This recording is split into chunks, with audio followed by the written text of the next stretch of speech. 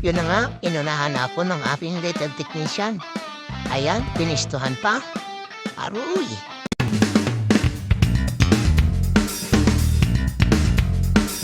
Ayun, sa mapagpalang araw ulit, mayroon na naman tayo ngayong kukulikutin kasama ang ating little tech.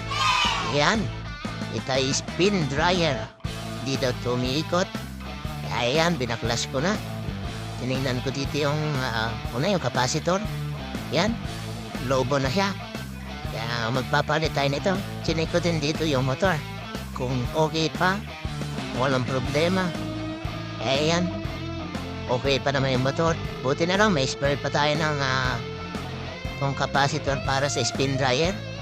Dahil may pasobra tayong order para sa in-order natin isang spin dryer na ni-repair din. Kaya chinek ko kung magkaparehas. Halos same naman sila. Kung magkakaiba. Ayan. Sinipat-sipat. Alright, kabit na natin para matesting na. Ayan. Tinest ko nga po pala dito kung okay ba talaga yung capacitor. Nakalimutan ko i-check. Ayan. Ito tinanggal ko rin dito sa connection. Para ma-sure. Yan, dahil okay naman. Kabit na natin. Tinagyan ko din pala ng electrical tape dito.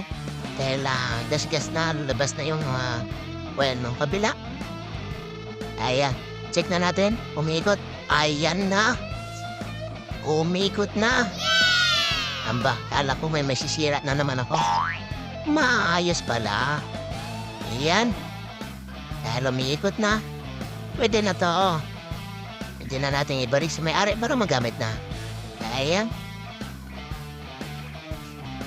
Sarado na natin. Balik na ang mga dapat ibalik. Ayan, nilagyan natin dito ng mga electrical tape yung mga connection para di mapasukan ng tubig. Ayan.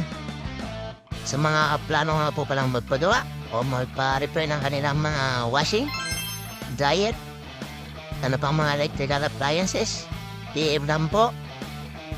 Huwag pong mahiyang magtanong kung may right made ba nito. Joke lang po.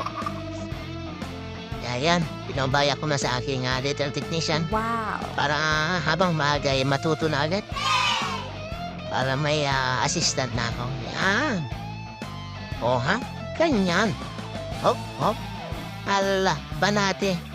Yan lang po. Maraming salamat. God bless.